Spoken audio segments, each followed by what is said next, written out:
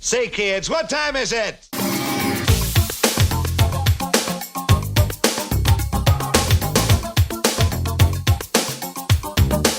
the king of Bridgeport, baby, yeah. Hi. Hello. Good evening, loyal viewers. I've been busy. I know. I've only thrown out some random crap. I told you I'd bring you Hansel and Gretel, and I'm going to. It's happening right now. I do apologize it's taken so long. However, I have been I've been busy, you know. Life, family, new baby, master's work. However, I'm bringing it to you now. I'm glad to say I did make 100 on my final for one of my classes. It was one of those accelerated classes, and I did complete it, and I made 100, and I'm making an A. Yay. Awesome-o. Never easy to make an A in a master's class unless you really bust your ass. Oh! In regards to the smoke alert video that I posted a few weeks ago, this is not it. I needed a nicotine fix, so this is an actual cigarette. So don't smoke, kids. It's bad for you and it's addictive. See, you can't stop. However, I still use it to I'm still trying to stop, but I still need the fix. But that's neither here nor there. Actual children's stories. The story of Hansel and Gretel. Enjoy.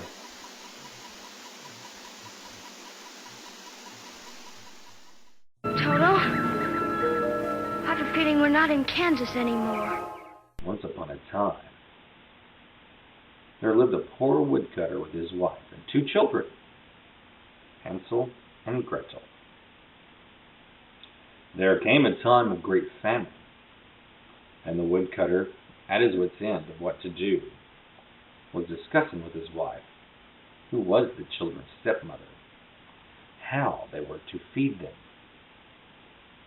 "Take them into the heart of the forest," said she, "and tell them to play together whilst you go and work elsewhere. Leave them and do not return. They will never find their way home again."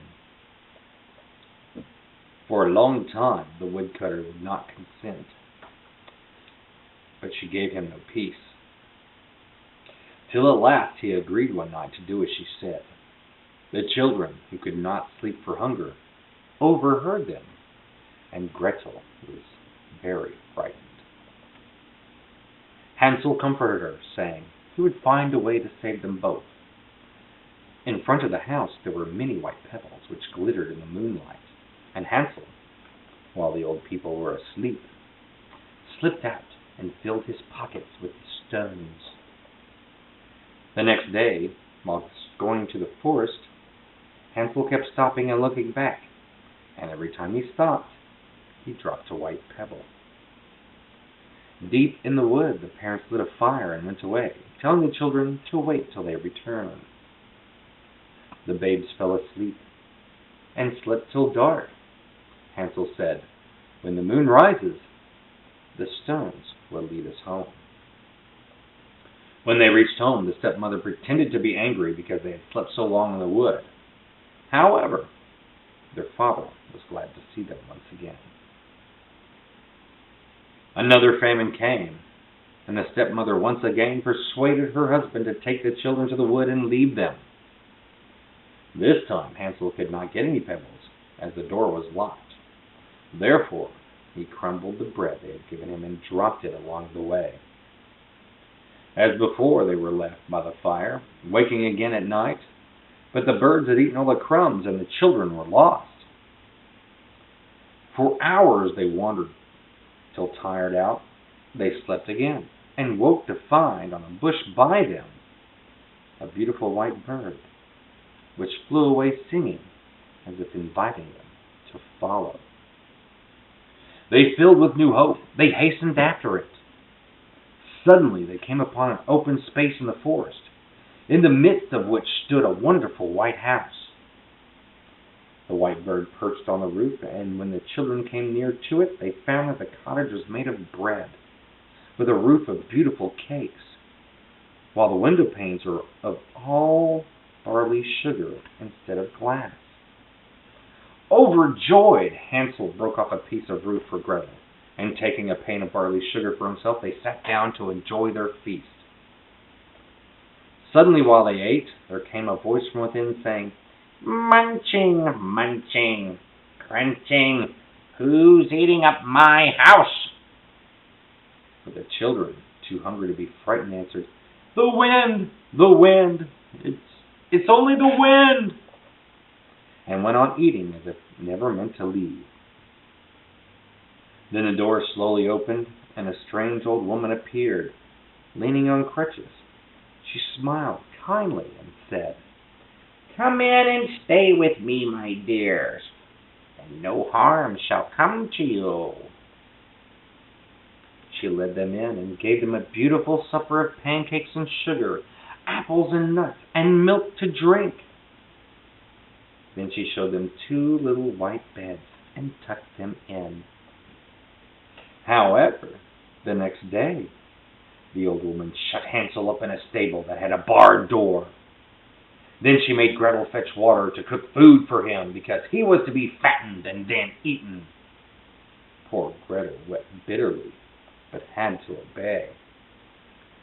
Every morning the witch went to the stable and told Hansel to hold out a finger so that she could feel it and see if it was fat enough. But she was very dim-sighted, and Hansel used to hold out a chicken bone.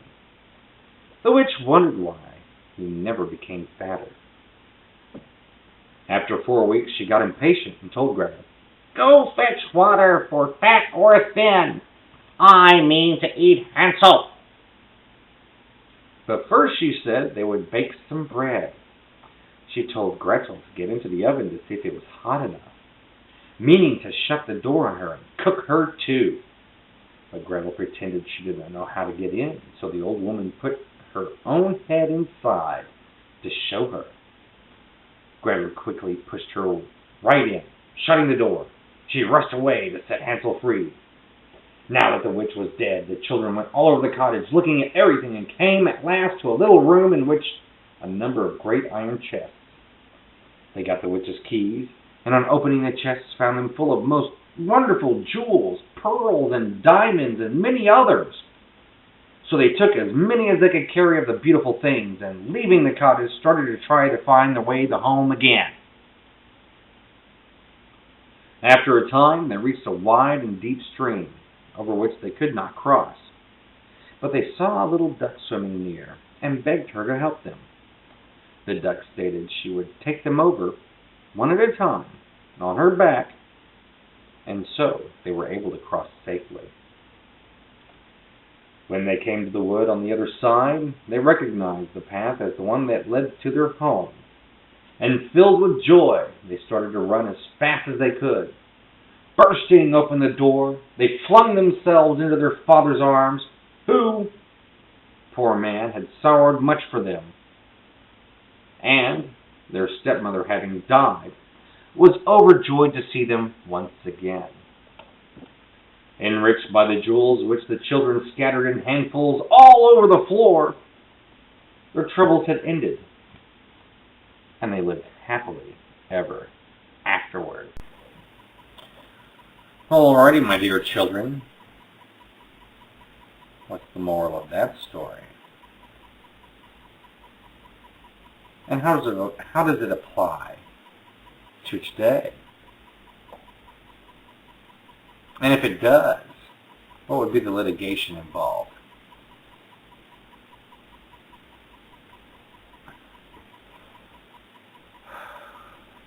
Just a thought.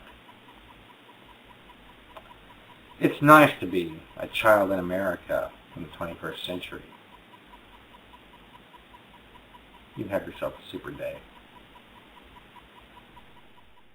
That voice, Bullwinkle! Where have I heard that voice? I heard something like it once when I dropped a chicken bone in the garbage disposal. I think I'm in love. Gotta love.